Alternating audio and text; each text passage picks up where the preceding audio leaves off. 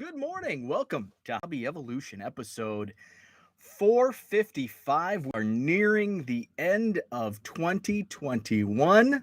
Cheers. Hobby Goals 2022 on today's episode. Jenny says, "Good morning. My puppy is an extra handful this morning after -9 yesterday. No outside time." My dog is like a lazy, I have a Havanese, 10, 11, 12 pounds. She gets that way at times, but she's like just a pretty lazy, like she will the best dog. So when we had our puppy, it was like a shock to the system. So when we had a 36-hour second dog, it was a shock to our system because it demanded so much. It had so much energy, so much time demanded.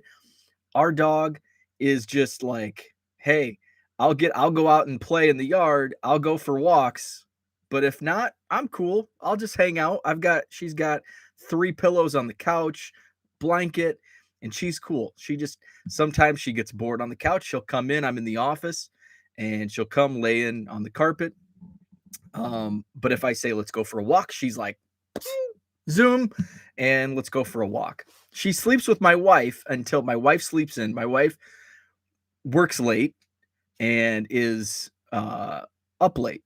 I go to bed early and get up early. Our dog will usually comes up to bed around the time I go to bed, and she'll crash and sleep. If my wife gets up at 8, the dog's up at 8. If my wife sleeps until 11 on a Sunday, the dog will sleep until 11 on a Sunday. Just easy going.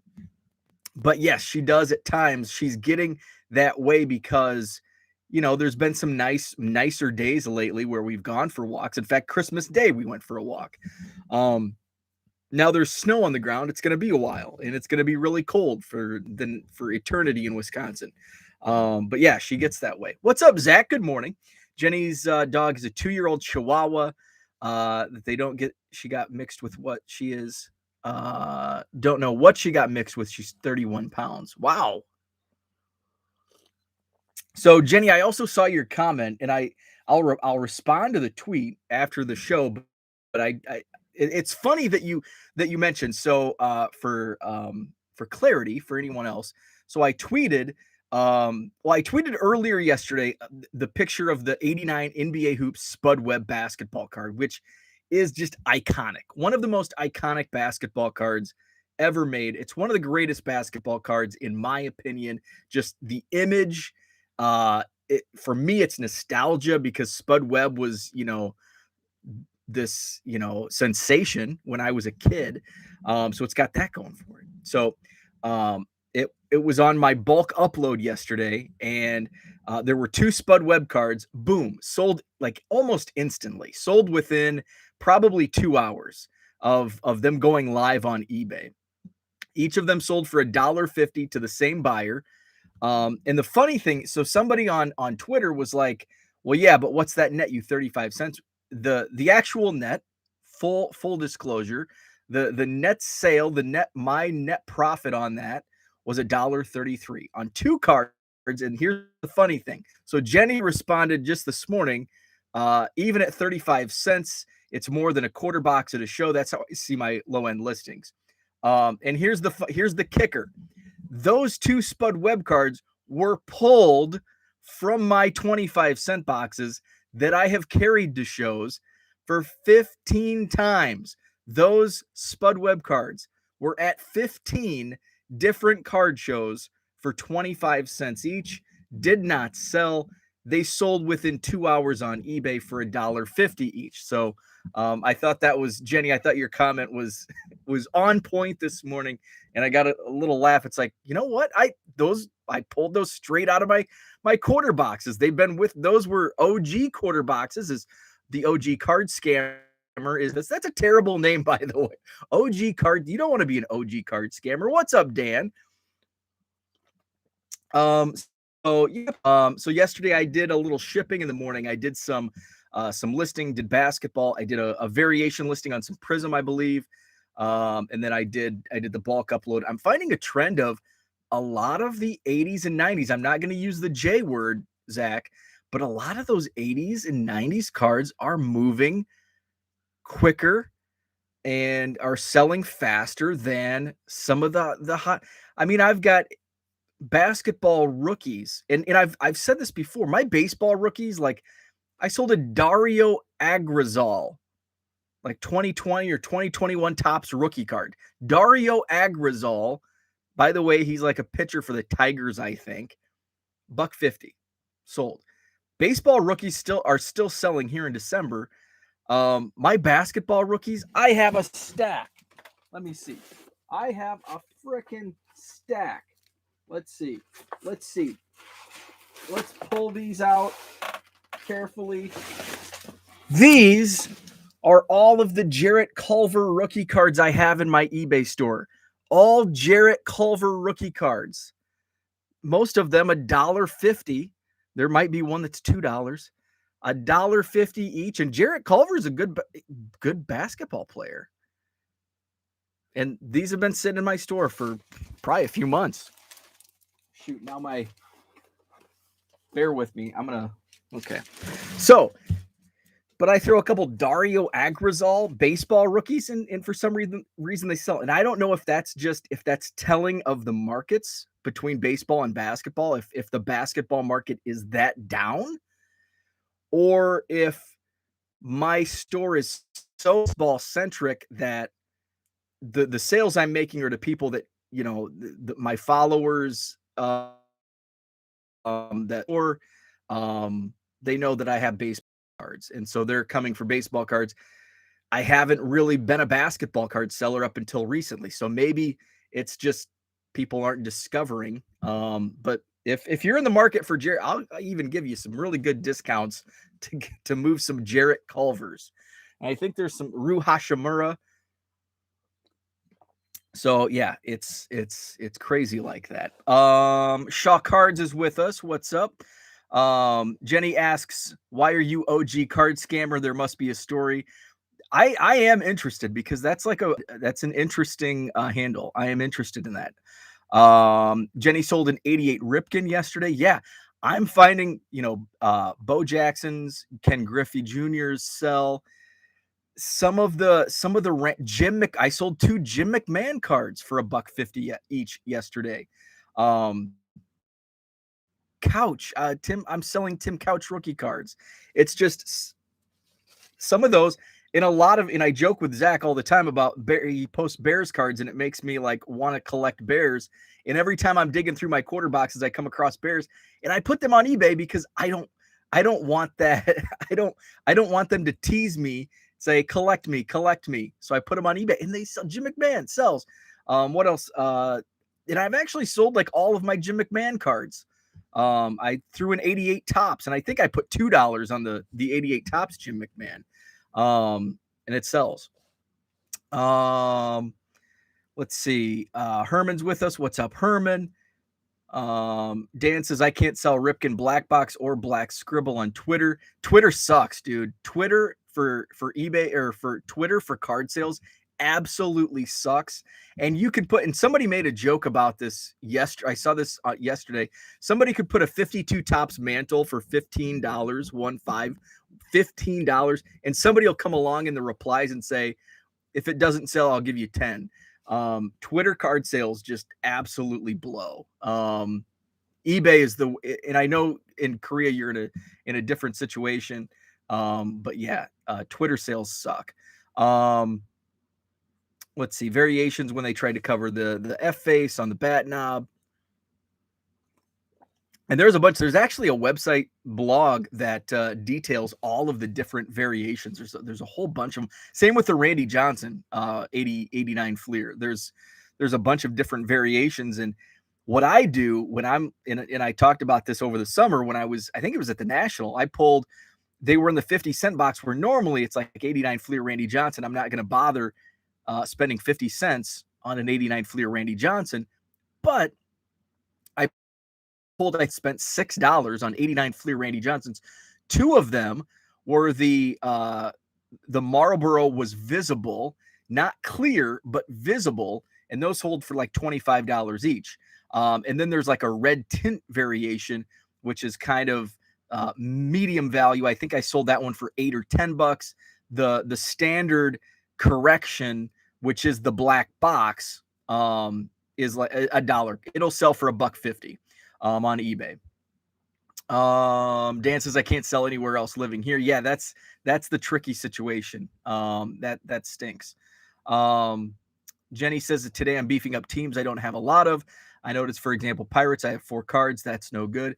I am stealing Ken's idea of the small player lots, 5, 6, 7, 8 player lots for like $5, under $1 a card, and put those on eBay. I don't know if I'll get to it. I've got yesterday was a great sales day. I don't know how the other eBay sellers did that are watching, but yesterday was a great for both volume and monetarily. It was one of my best days in quite a while, more than 30 days, looking at my 30-day numbers. So I've got a lot of shipping to do. So if I get to it this afternoon, I'm going to list those. I sorted. I've got the tall card dividers from BCW, which I love. So I got some of those players. So what I've got is like Reggie Miller, Hakeem Olajuwon, David Robinson, Shaq, Barkley, Stockton Malone, Reggie Miller. Who else? Nowitzki. Some of those type of basketball players. Football best wax era cards are best wax era. I like it. Football best wax era cards are always selling. Amazing.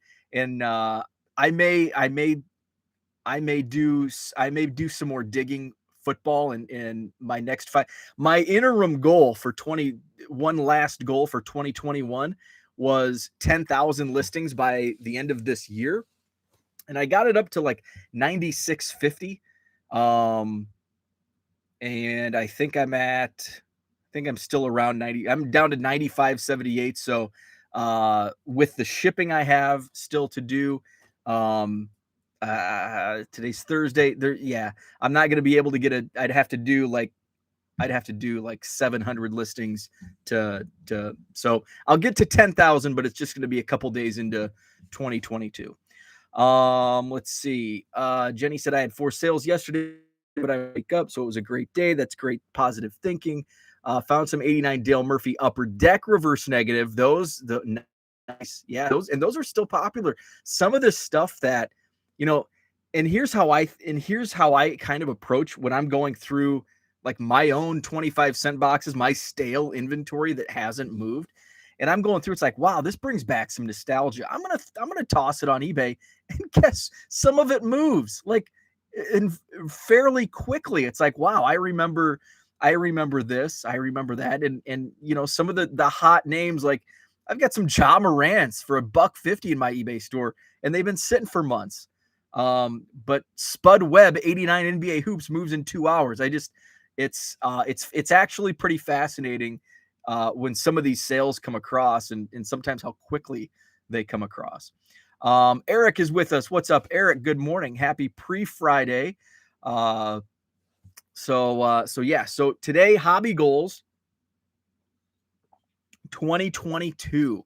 So I've got 3 hobby goals. I'll start with the 1 million Cubs project goal. And I had a conversation with a trader yesterday, and said, I've heard you drop some things on your YouTube videos. What's your, how are you acquiring Cubs? Are you trading? I'm not trading. Only if it's like a bulk trade, and we kind of have in bulk. I mean, bulk is a very subjective word when it comes to baseball cards.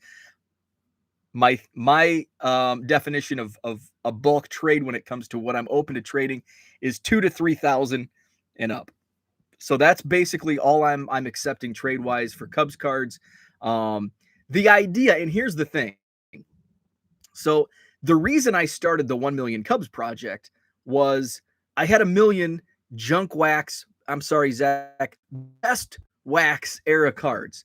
And it was really difficult at that time to move. Now some of them are actually, I can sell some of them for $1. And so it was, it's like, and what am I going to do? You can drop them off at Goodwill or you can throw them away. I don't want to do any of that. I don't want to. But every time I would get these collections, I would I would cherry pick, pull out the stars, the cards that I can flip, and I also pulled out the Cubs. So it's like, well, I'm pulling out the Cubs anyway. What if I have a million? I have a million cards that I can't get rid of. I want to trade those. So that's how that was the reason. That was the whole idea behind collecting 1 million Cubs baseball cards was I want to get rid of a million White Sox, Yankees, Twins, Cardinals cards and trade those for Cubs cards. I don't care if it's 189 tops less Lancasters. I want your Cubs. And I want to give you my 89 tops Kurt Ford cards. So that was the whole idea. And then all of a sudden, like, and very quickly it spanned. Very quickly it was, I've got 400 Cubs cards. I collect Trout, Acuna, Tatis, and that's not what. No, that's not how it works. I don't want to. I'm not giving up my star players for junk wax. So very quickly it kind of turned into, and then it's like, okay, I want these cards, and then it just got difficult, and I bared with it for a couple years, and I got over the last year and a half, probably last 2020, I got a little more restrictive on what I was accepting and turning down trades where early on, when I had a measly 100,000 Cubs cards, I was basically trading, it was open season on trades. Okay, yeah, sure, I'll trade you 1,000 rookie cards for 1,000 Cubs cards. Then I had to get a little more restrictive, and I was able to find some dealers that had bulk, and thanks to guys like Steve Miller from Greenie's Cards and David down in Chicago, Mike Summer. The list goes on. Jenny's provided a ton in bulk. Big Shep has provided a ton. I don't want to leave anybody out. But I've that's more of what I'm looking for. So like has the project stalled out? Not at all. Not so fast, my friend, says Lee Corso. My buying focus had already turned to about a year ago, pre-war vintage. There was a time in like 2018, 2019, I was very loose with buying, and the prime example was 2018, I think, Topps Living. I bought 9 copies of the Javi Baez Topps Living, and at the time it was like, well, it fills one page, and it's like that was like, and I bought it from a seller, so I got it for like $4 or $5, but still, it's like I only need one. I spent $50 for these Javi Baez Topps Living. That's a foolish way to spend money. Look in hindsight. So even the Cubs project evolves, hobby evolution. So I was making a lot of foolish buying decisions. Hey, I've got this random Cubs autograph for $10. Yep, I'll take it. And I was foolishly buying any and all Cubs cards that came my way. I was trading everything off for Cubs cards, and it just got out of hand. So I kind of tightened things up about a year ago. And now I'm focusing on bulk. And I actually, to be honest with you, I think this way of approaching the Cubs project as I'm on the downhill slope is going to get me to the goal faster, because I'm not I still have trades from the summer that I need to catch up on and send out, because it's just so difficult with how my cards are sorted. And that it's like, and especially set builders, I learned early on, like, my cards aren't sorted by sets. And it's like, well, here's my want list. Oh crap. I don't have anything in any particular order. And then you're way behind, spending an entire day looking to fulfill trades. So it way out of hand. So that's the new approach. Big bulk trades. I buy medium flat rate boxes at like half a penny a card. And you'd be surprised. And a lot of people, like, they'll say, like, I'll be at if I have my sign on me at a card show, well, how much do you pay? And I'm like, half a penny a card. And a lot of people scoff at that, but you'd be surprised. I, I go to the blowout forums, and I post that, and I'll get 6 or 7 flat rate boxes in no time. Um, so that's kind of the plan moving forward. And I'll get to the first, I haven't even talked to 20 minutes in, and I haven't even hit my first goal. So I want to go back to the chat because Jenny's most recent comment says, don't rush to the finish line, enjoy the project and take your time. And that's exactly where I'm at, where if I was at 400,000 Cubs cards, and I don't know, and if I was at 400,000 Cubs cards, it might be something that I would put on pause because in reality, I started this project with no finish line. I had no goal to finish. It was kind of a lifelong, this is my life's work. That's pathetic. That's pathetic.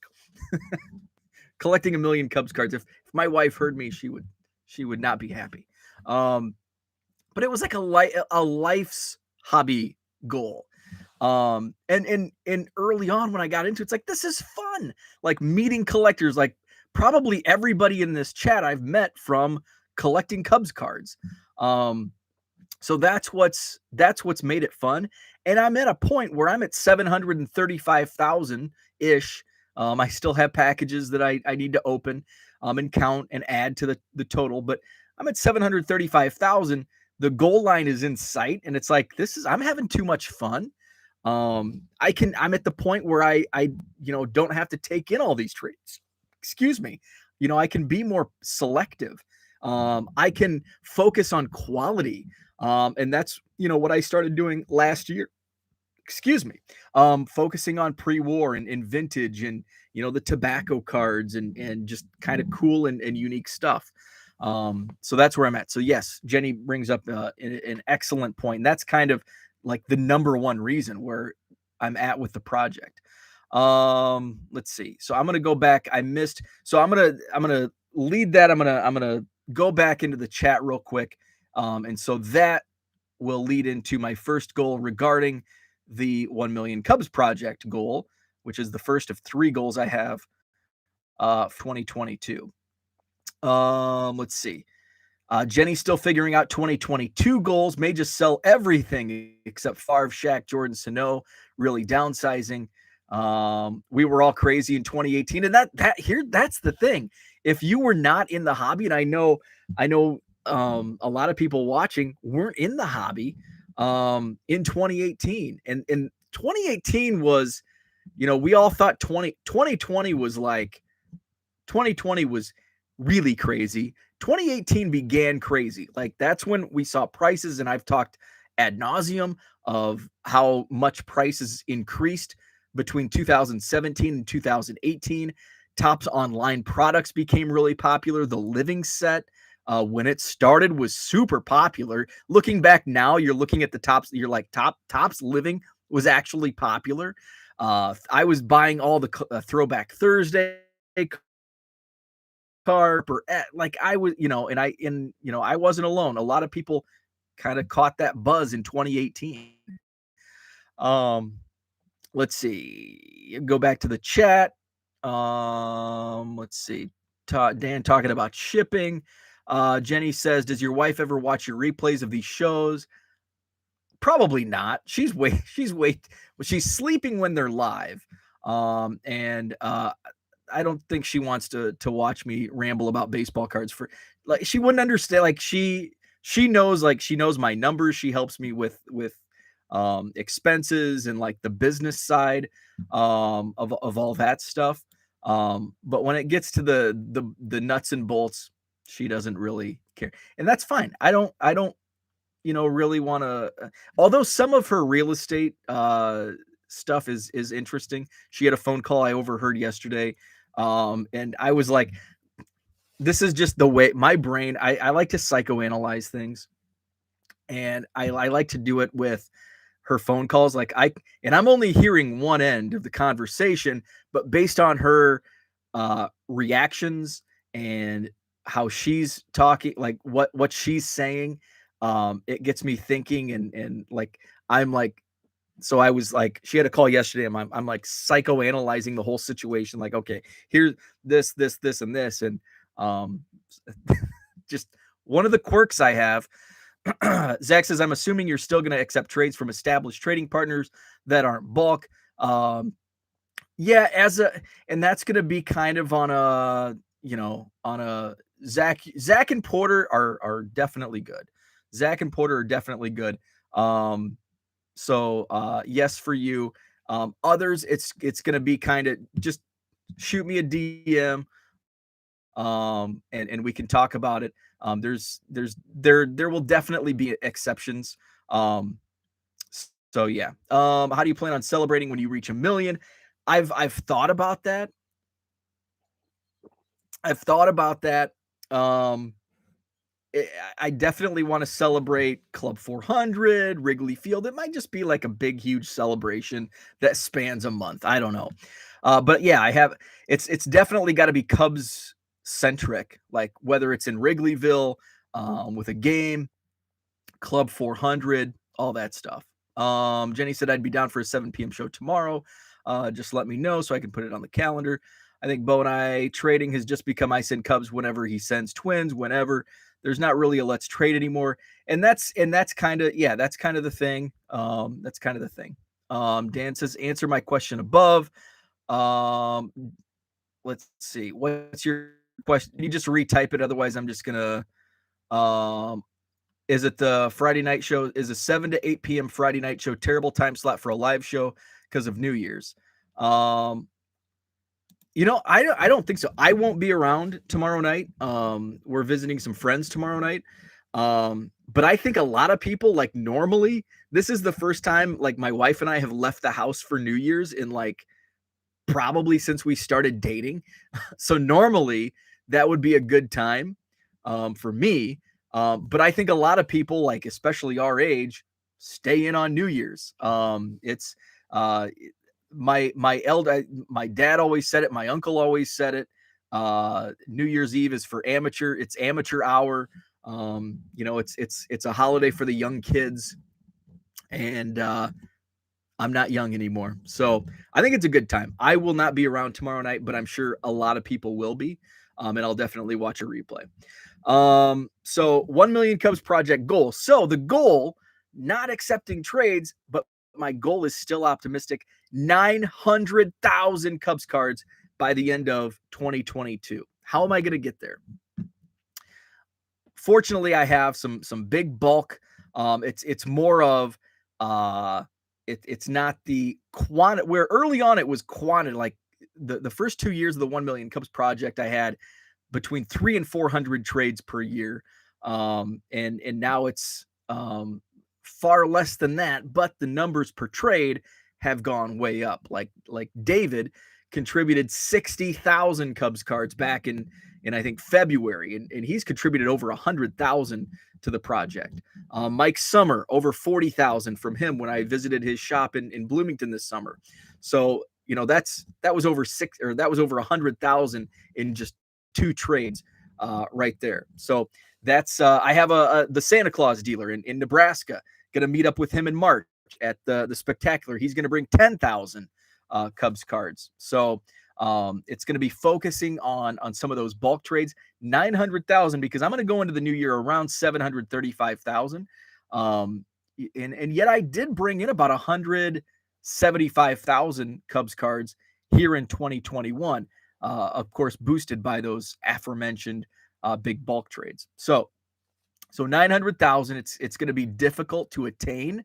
It's really going to bank on finding those big bulk trades and getting flat rate box, buying flat rate boxes for $40 or $50. Chipping away 3,000 cards at a time. So that's kind of where I'm at. And I think they'll come along. I still, my projection, and it's not a goal, it's a projection, to reach 1 million is still going to be July of 2023, which will be around the time of the National when it returns to Chicago. That would be ideal, to reach the 1 million goal. But if I fall short, if something happens, David stops getting all his bulk, and I'm slugging away and only hit 825,000 next year, and it takes an extra couple years based on this new strategy, that's okay. I'm still going to collect Cubs. I bought into 2 breaks this week, Elite Extra Edition. Yesterday's break was much better than the previous, I think. I only watched like half of both videos. I like the element of surprise. So when the bubble mailers come in, it's kind of like a break for me. So I'll probably do a live video, which I'll get into in a second with another goal. So that's kind of the thing where it's like, I don't have a set time because I'm having too much fun collecting Cubs cards. And it's kind of like, I don't want it. Like, I don't want this journey to end because the journey is more fun for me than actually having a million Cubs cards. I mean, the actual the entertainment for me for collecting, what I value out of this project is meeting all the people and developing relationships and friendships with my trading partners, and just people that I meet along the way, that you know waiting for an elevator, and I can't remember the guy's name. I got a picture with him, and he's like, "Hey, what's this about?" I'm like, "Oh, I'm collecting." He's like, "Oh yeah, I heard about this thing," and he's like, "Hey, I've got a couple Cubs cards. I just want to give to the cause," and that's cool. And we took a picture and just talked cards as we walked into the show, and that's what's fun. The cards are secondary. Look at the cards. All of those boxes behind me, those are just Cubs cards. Those are just baseball cards in boxes. Yeah, they're Cubs, and it's fun to go through and, oh yeah, I remember, this card. It's fun finding oh yeah, I remember this. But that's secondary to the friendships that have developed along the way. And it's kind of like, I guess when I get to a million, I can actually be the 1 million Cubs guy. Right now, I'm just the 735,000 Cubs guy. Dan says, have you tracked every person and how many cards they sent? Not really. I started to keep a better tally year 2. So in 2019, so I have a spreadsheet. Which I have been very, very poorly updating. What I've been this year, I haven't been updating the spreadsheet because I haven't been focusing on trades, but I do keep like random notes in my notes app on my iPhone. And I need to add those in. So, so I have 2020. So I do have 2020. 2019 goes all the way back. Gary in Glastonbury, Connecticut was my first trade of 2019, but I didn't track my 2018 trades, which is kind of like, if I do a book on the 1 million Cubs project, I would like to do like a section of thanks, and not like write about each trade, but at least acknowledge the people that have contributed to the 1 million Cubs project. And if I do that book someday,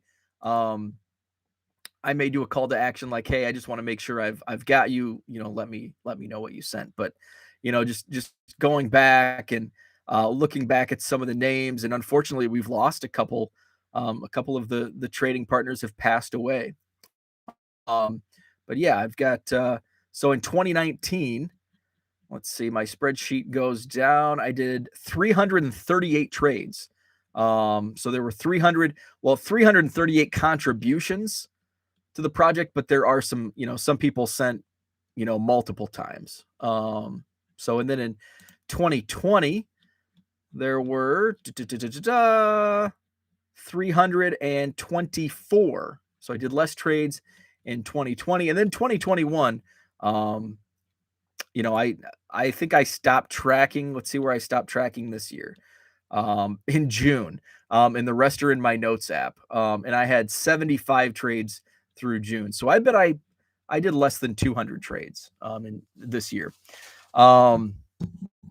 Jeremy says, are we all looking forward to organizing and sorting? Not at all. Not at all. Would allow you to remember some cards you have forgotten. And that's, I will definitely go through the boxes and what I'll probably do, it's just going to be, that was the initial, like when people ask, what are you going to do when you get to 1 million? Well, I'm going to sort and organize them. I don't know if I'm going to do that. Um, I will probably organize, and what I actually started doing at the beginning of COVID pandemic was I went through about half of my collection and cherry picked out Chris Bryant, Javi Baez, Ryan Sandberg, Dawson, some of the superstars, and I began, just kind of organizing those players. So that's probably something that I will definitely do, and especially to have like finding the pre-war cards so I can submit to SGC at some point. I was going to do that this year, but then started a business. I don't want to drop $1,000 on grading. Um, I want to get my business established before I make, any purchases like that. Well, wait, yeah, by the time I get ready, I'm sure the prices will rise. I understand that, but it's not something that needs to be done just yet. So I'll go through, I'll find, I'll pull, because right now there's like hits in every box. Like every box up there, I'm sure there's boxes full of junk wax era. I'm sorry, best wax era cards.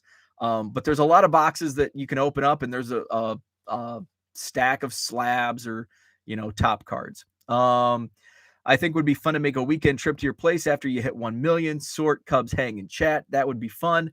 I had two Braves cards in an actual shoebox last night for the first time since I was a kid because I'm out of boxes. That's awesome. What kind of boxes do you use, Herman? He does the 4 rows, the 3,200 count. Can't find them around here. They are tough to find. And they're like $8 or $10 per box. Bo received a bunch of my White Sox first round draft pick cards. Nice. Working on a blog and video for it. Looking forward to that. So 900,000 first goal, 1 million Cubs project, getting to 90% of the way, 900,000 by the end of 2022. Tall task. We'll see if we can hit it. But that's what goals are supposed to be, tall tasks. Second goal, business related. And I've talked about this many times, 50,000 active listings on eBay. And where I'm at right now, I'm closing it on 10,000. I'm making some good movement. I'm adding at some point several hundred cards per day, usually getting between 200 and 300 per day listed on eBay. But a lot of those are selling, so that's kind of where I'm at. So that's another tall task, because the more you list, the more active listings you have, the more you're gonna sell, and that's just the way it is. And my daily percentage of inventory turning over is about 0.75%. So you multiply that by 10,000, you see about what I'm moving per day. And then you multiply that by 50,000. It's like, wow, how in the heck I'm going to have to hire somebody to do the shipping, which is probably a goal for 2023. So that's how I'm looking. 50,000 active listings. That may be more difficult than collecting 900,000 Cubs cards in the next year, while collecting an additional 165,000. So 50,000 active listings on eBay, doing this all solely listing and shipping on my own. So it's a tall task, but that's the goal. And actually, that goal isn't for 2020. That's by October 15th. So even a bigger, taller task. So 50,000 active listings by October 15th, 2022. Jenny's heading out. The puppy is not having it, not paying attention. And then the final goal, this is kind of the wild card goal. Last year, and I talked about this, my wild card goal, it wasn't a SMART goal. So it wasn't specific. It was realistic. It was timely because it's, I'm going to do it this year, but it wasn't specific. Well, it was specific, but it wasn't like it was just like I could have done it tomorrow.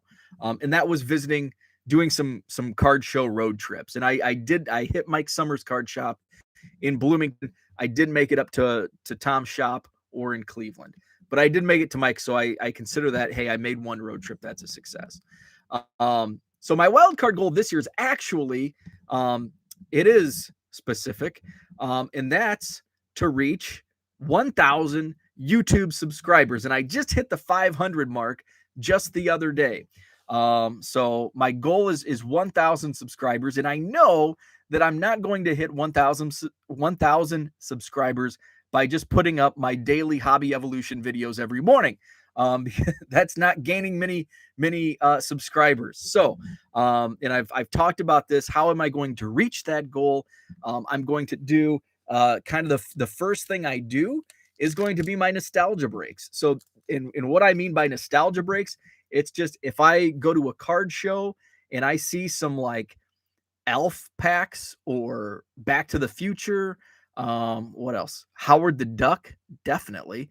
I'm gonna pick up a pack and then I'm gonna do a nostalgia break and rip a pack. Also, 88 Tops Football. This was the very first pack of cards I ever opened. Not the specific pack, but that product. In 1988. So I've got a nostalgia break for that. You could watch one of my previous videos, 91 Upper Deck Football. I opened a box of that because that was the very first hobby box I ever opened in 1991. Got it for Christmas that year. 90 Tops. This was like one of the first sets I built. So that's what I'm going to do. I'm going to do some nostalgia breaks. I'm also going to do more content on Bargain Box.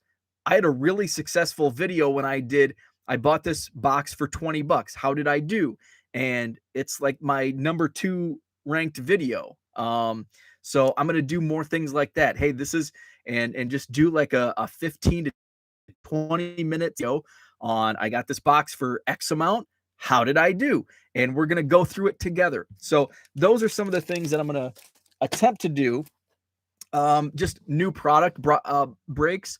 Normally I don't like breaking product on camera because I like to make kind of an evening out of it. But if it's like a blaster box, I know I've gained subscribers by opening new product. And so that's how I'm gonna just try to put more content, more video content. My guy Brent is working on a website. So I've got that to look over. He's got kind of a rough design of a new design of 1millioncubs.com. So hopefully we can get that worked out and I can start adding some more content. But with that 50,000 active listings goal, it's going to be difficult to do much more content. So there was actually a Twitter reply. Zach says, yes, more bargain box videos. There, the people want it. And those are fun for me. Sometimes it's, and pack breaks are fun. Box breaks are not fun. So I probably won't do hobby box breaks on YouTube, but I'll do the nostalgia breaks. And Zach, I think those are up your alley too, because I'm breaking 88 Tops Football, 90 Tops Baseball. So those are the types of things, because it's fun for me.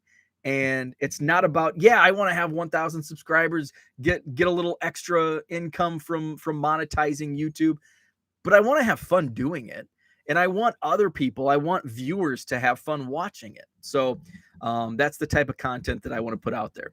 Herman picked up another 100 cards for my binders on Sport Lots, planning to do an opening and sorting video when I get my lot shipped. Awesome. So those are the 900,000 Cubs cards, 50,000 active listings on eBay, and 1,000 subscribers on YouTube. I'm number centric. I like numbers, so having all of those numbers are fun goals to attain. Giving myself a little leeway on that 50,000 active listings.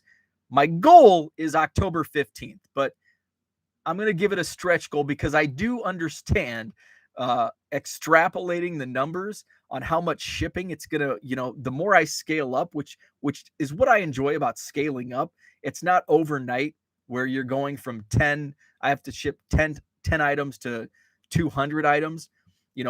Back in 2016, when I was getting back selling on eBay again, it was like, if I had 10 items to ship on eBay, I was like sweating, like, oh my God, I can't believe I have 10 items to ship. But I was also, nothing was streamlined and it was kind of a hassle. Now everything's streamlined. It's super quick. Boom, boom, boom. I can hammer out 10 shipments in no time. And now it's like now 100. I think I'm looking at 100 right on the dot right now to ship out. And it's like, I can, that's manageable. Coming out of Christmas, I was at 200. And now 200 is the new 100, where it's like now at 200 I'm sweating, where a few years ago it was 10. Now it's 200. So Zach's out. I'm wrapping up. So those are the three goals. Tomorrow I am going to just talk about some random stuff. Probably talk about the new products that released this week, Bowman Draft and Elite Extra Edition. Because I did get into 2 Elite Extra Edition breaks. I've not bought into a Bowman Draft break yet. But those are basically, and I've talked about this, those are basically the only 2 products that I break in a year, and they come out the same week. So I'll talk about that and just anything else that comes to mind. Thanks for tuning in. Have a great Thursday, and we'll chat again tomorrow.